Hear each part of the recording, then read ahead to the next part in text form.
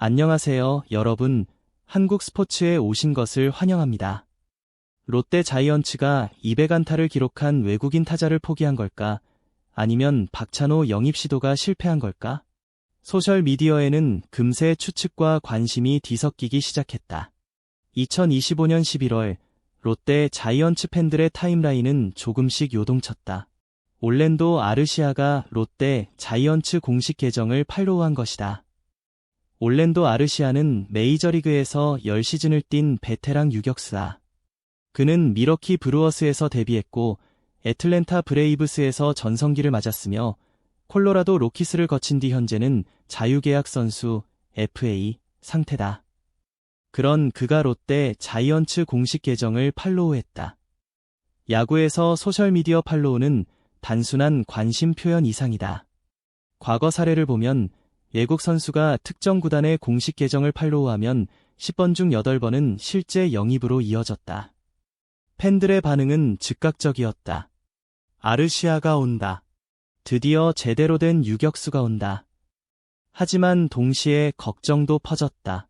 레이스 구단이 200안타를 기록한 선수를 보내줄까? 올랜도 아르시아는 1994년생으로 현재 31세, 메이저리그에서 화려한 커리어를 쌓아온 선수다.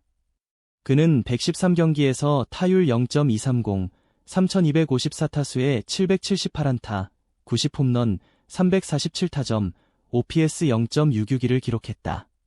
숫자만 보면 평범하게 보일 수도 있다. 하지만 그의 진가는 수비에서 드러난다. 그는 2023년에 전성기를 맞았다. 아르시아의 커리어 하이는 2023 시즌으로 애틀랜타 브레이브스 소속으로 내셔널리그 올스타에 선정됐다. 메이저리그 올스타 선정 자체가 그의 뛰어난 실력을 보여주는 증거다. 그 시즌 그는 139경기에 출전해 타율 0.264, 488타수 129안타, 17홈런, 65타점을 기록했고 OPS 0.741을 기록했다. 17홈런과 OPS 0.741은 결코 적은 수치가 아니다. 그는 메이저리그에서도 충분히 신뢰할 수 있는 유격수로 평가받았다. 무엇보다 그의 수비는 탁월했다.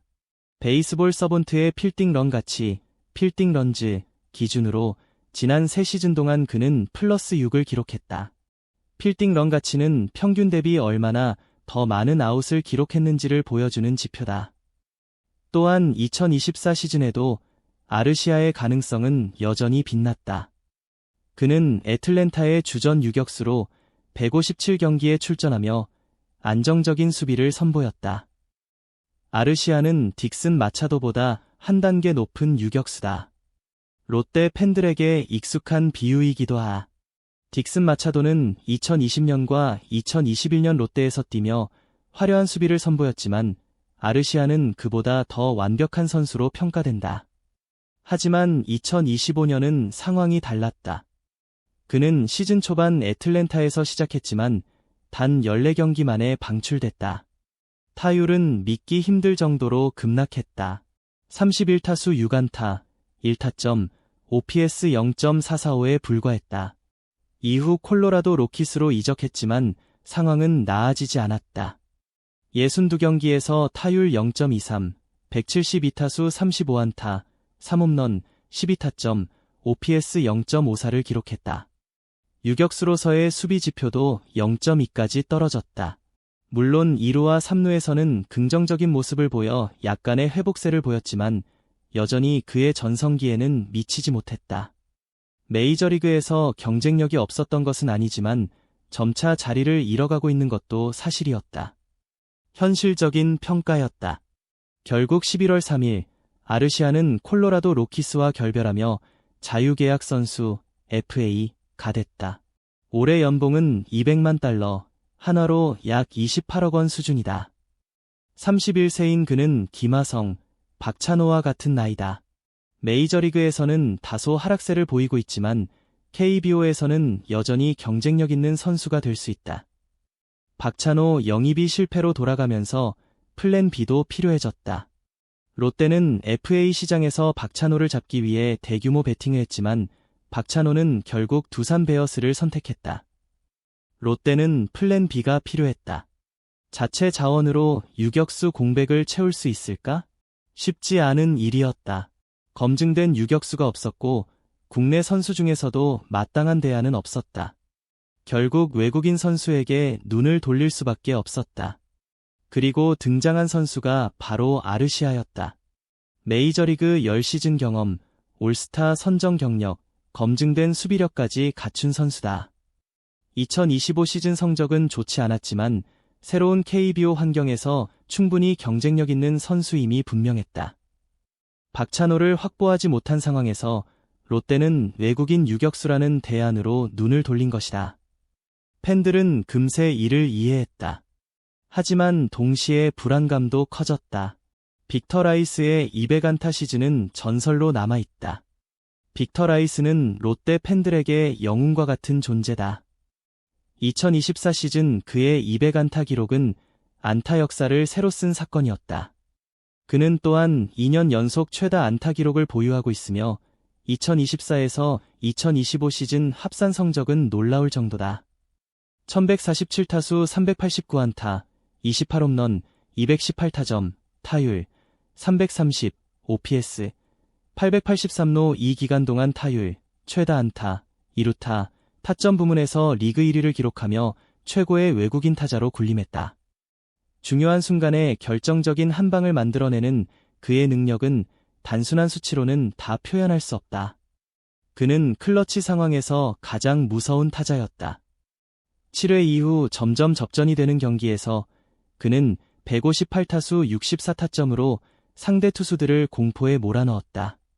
3에서 3이닝 동안 4홈런, 36홈런, 54타점, OPS 1.378을 기록하며 게임의 흐름을 바꾸는 순간마다 위력을 발휘했다. 아르시아의 장타력은 뛰어나진 않지만 탁월한 컨택 능력으로 리그를 지배했다.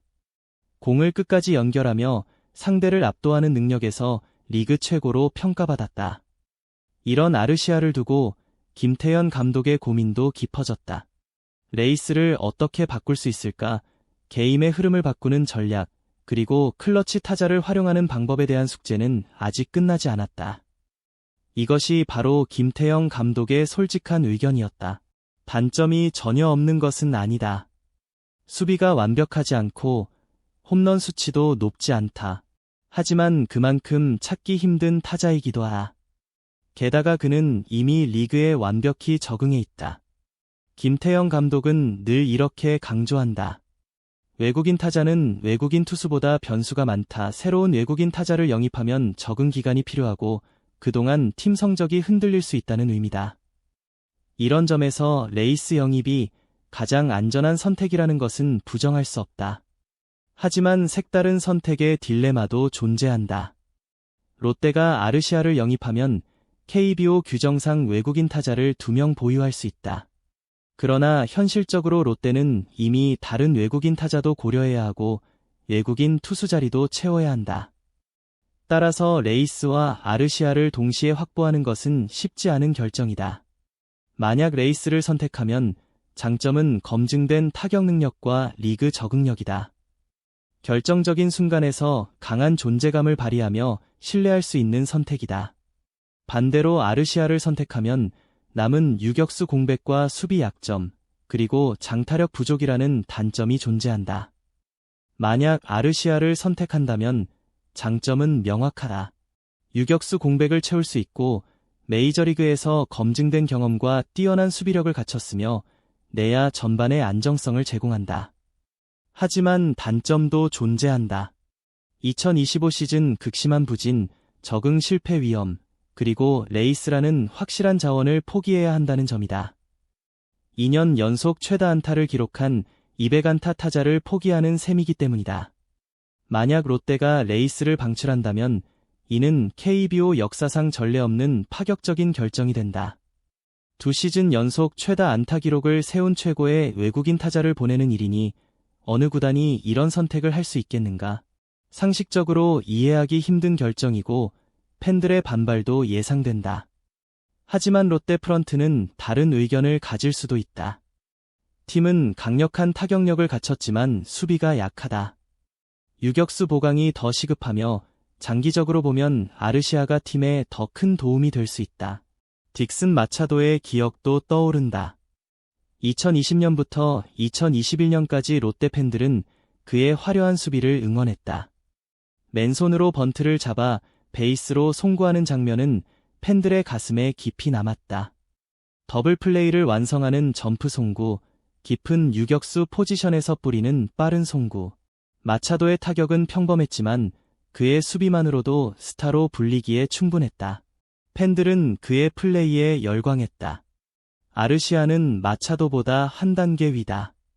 만약 이 말이 사실이라면 롯데 팬들은 다시 한번 환상적인 유격수 수비를 볼 수 있을 것이다. 하지만 대가는 만만치 않다. 200의 타격 레이스를 포기해야 한다는 점이다. 결정권자는 결국 김태형 감독이다. 그는 레이스의 가치를 누구보다 잘 알고 있다. 동시에 유격수 공백의 심각성도 충분히 이해하고 있다.